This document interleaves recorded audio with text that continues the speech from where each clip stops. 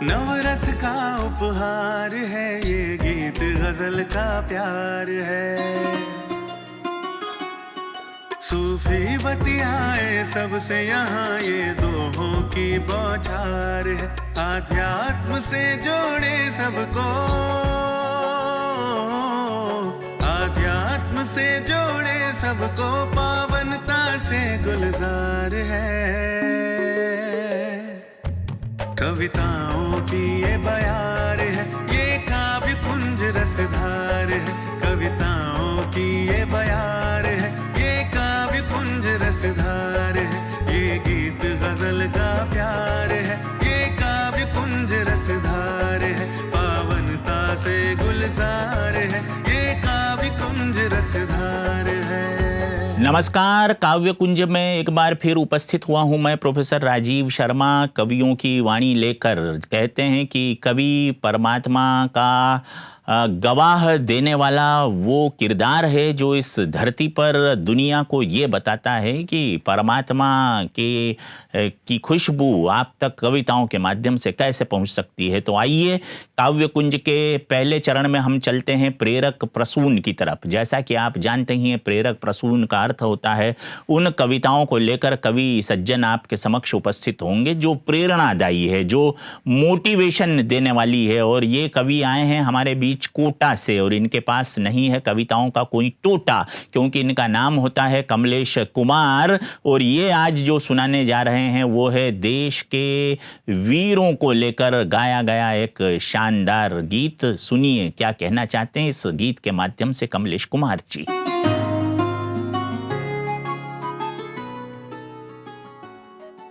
हमारे बच्चे आज नहीं जानते हैं उन महान पुरुषों का नाम जिनके बल से हम आज़ादी की सांसें ले रहे हैं। बच्चों को ये याद होना चाहिए, बच्चों को अपने संस्कार से जोड़ें। जहाँ जहाँ उनके बलिदान हुए, जहाँ जहाँ उनके स्मारक बने हुए हैं, वह ही हमारे लिए तीर्थ धाम है, वही हमारे लिए शांति के स्थान है। बच्चों को ले जा करके उनको जगहों को दिखाएं, उनको नमन कराएं, उनसे परिचय कराएं। ये हर माता पिता को अपना कर्तव्य बच्चों के साथ में करना चाहिए, जिससे बच्चों में देशभक्ति की भावनाएं जगें। स्वार्थ छोड़ जिसने भी राष्ट्र हित सोच लिया, उनके बखान सरेआम करता हूँ मैं।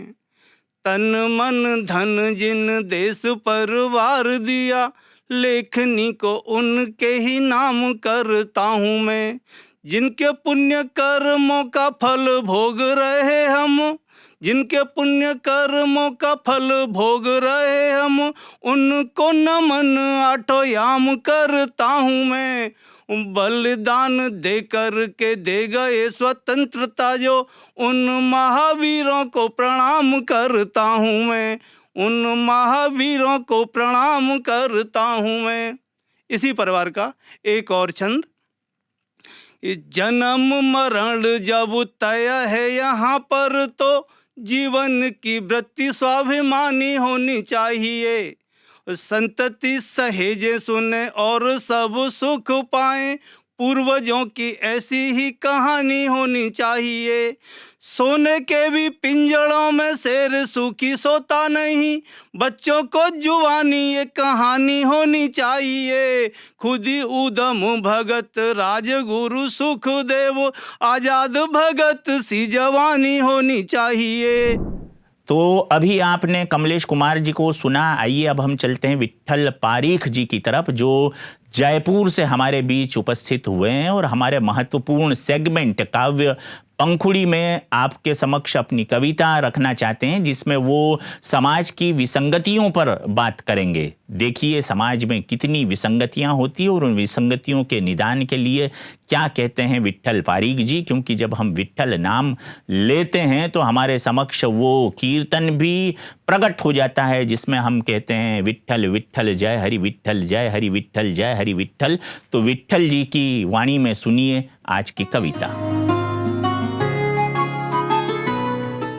कैल गिरारे वही पुराने, गैल गिरारे वही पुराने, पहले जैसी बात रही ना, तीज सलूने और दीवारी, तीज सलूने और दीवारी, गीतन की सौगात रही ना, गैल गिरारे वही पुराने। कि पहले भर तू के बिटिया की ब्याह की चिंता रहती सबको, पहले भर तू की बिटिया के ब्याह की चिंता रहती सबको, घर घर देत बधाई काकी किसना के बेटा की सबको।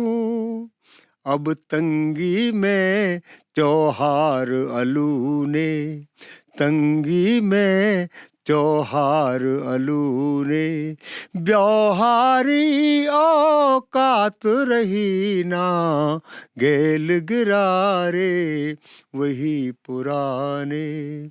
बतरामत है सांझ सकारे, मन की बिथा सुने समझाते, बतरामत है सांझ सकारे, मन की व्यथा सुने समझाते।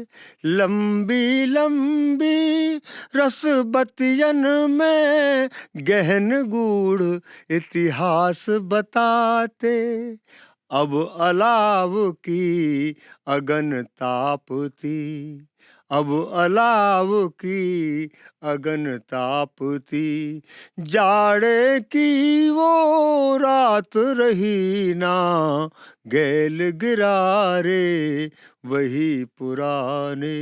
एक देखो कि ना तो रूठ रहो माटी ते, कि ना तो छूट रहो माटी ते, चकाचौंध सबकू भरमावे। ना तो रूठ रहो माटी ते, चकाचौंध सबकू भरमावे। कि दियो दीवारी को परवश है, कैसे अपनी बिथा बतावे। मन सकरे दगरे सकरे भे, मन सकरे रसता सकरे भे। कि पहले सी जज बात रही ना, गैल गिरारे वही पुराने। पहले जैसी बात रही ना, गैल गिरारे वही पुराने। और तो और ये तो मनुष्य की बात है, लेकिन प्रकृति में भी अब ऐसी तरह की बात है गई है कि सावन में हा फागुन नेहा, रसवंती करते धरती को। सावन में हा फागुन नेहा, रसवंती करते धरती को। सूरज चंदा उझक उझक के, ज्योत दान करते जगती को। कि दादुर मोर पपीहा सहमे, दादुर मोर पपीहा सहमे। कि प्रेम पगी बरसात रही ना, गैल गिरारे वही पुराने। अब इनका जो समाधान है वो किस तरह से होगा, सब विसंगतियां हैं, मैं उसमें कुछ कहना चाहता। संदेश है कि आओ बैठे सोच विचारे, कि छोड़े उमस घुटन कहानी। आओ बैठे सोच विचारे, छोड़े उमस घुटन कहानी। कि निर्भय चले पाट खाई को हमें बनानी, गैल सुहानी हमें बनानी, गैल सुहानी। कि सरक रही है सदी अगारी, सरक रही है सदी अगारी। फिर हूँ नभ पर भात भईना, फिर हूँ नभ पर भात भईना, गैल गिरारे वही पुराने, पहले जैसी बात रही ना, गैल गिरारे वही पुराने। आइए अब चलते हम विविध की तरफ। विविध में हम जैसा कि आपको हर बार बताते हैं कि हम उन कवि साथियों को इसमें मौका देते हैं, एक सुनहरा अवसर देते हैं जो रचना धर्मिता से तो जुड़े हुए हैं लेकिन किन्हीं कारणों से वो दुनिया के समक्ष अपनी कविता कह नहीं पाते, अपनी बातें सुना नहीं पाते। तो आइए सुनते हैं हम आज के विविध में उन कवि साथियों को जो लिखते तो बहुत बढ़िया हैं और जिनकी कहन का मूल्यांकन हमारे अपने श्रोतागण करेंगे।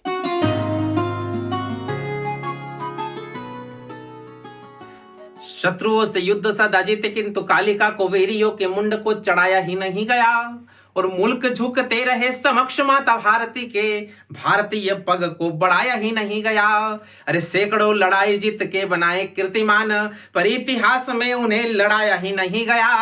और सनातनी देश का ये दुर्भाग्य देखिए कि राम और कृष्ण को पढ़ाया ही नहीं गया, कि राम और कृष्ण को पढ़ाया ही नहीं गया।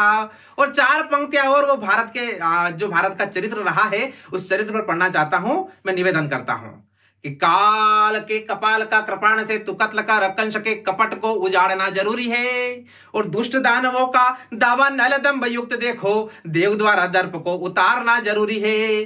तो भारती के भाग का भूगोल भाग्यहीन करे, अरे भयभीत कर उन्हें मारना जरूरी है। और देश ये अखंड खंड करे से गद्दारों के रुंड पे से मुंड को उखाड़ना जरूरी है, रुंड पे से मुंड को उखाड़ना जरूरी है। और चार पंक्तियां उस विषय पर जो लोग राजनीतिक आवेश में आकर भगवान श्री राम पर प्रश्न उठाने लगते हैं, आज उनकी क्या स्थिति हुई है। मैं निवेदन करता हूं चार पंक्तियां कि कौरव की कामना को काबू में करेगा कौन, कंचन की काया में कृपाण ढूंढ रहे हैं।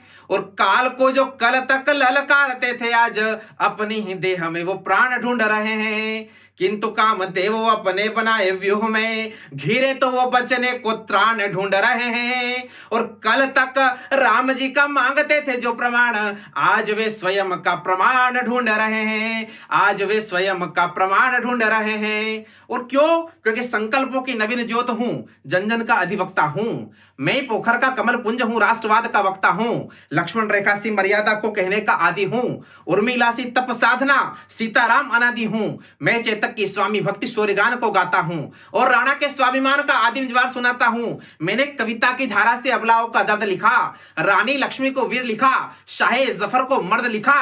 अरे वीरों की वीरता को लिखना काम नहीं है मूर्खों का, मैं लिखता हूं स्याही में रक्त घोलकर पुरखों का, मैं लिखता हूं स्याही में रक्त घोलकर पुरखों का।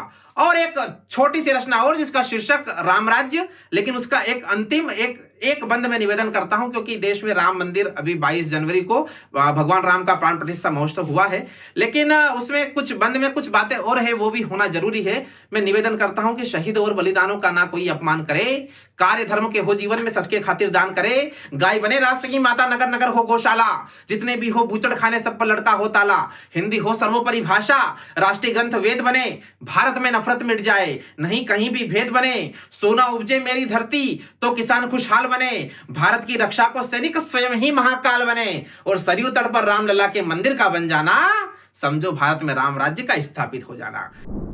तो ये था आज का काव्यकुंज। देवी और सज्जनों, आशा है हमारा काव्यकुंज आपको पसंद आया होगा। अगले काव्यकुंज में आपसे फिर भेंट होगी। तब तक के लिए स्वस्थ रहें, मस्त रहें, अपना ख्याल रखें, और यदि आप कविताएं लिखते हों तो हमसे संपर्क करें। नमस्कार, ओम शांति।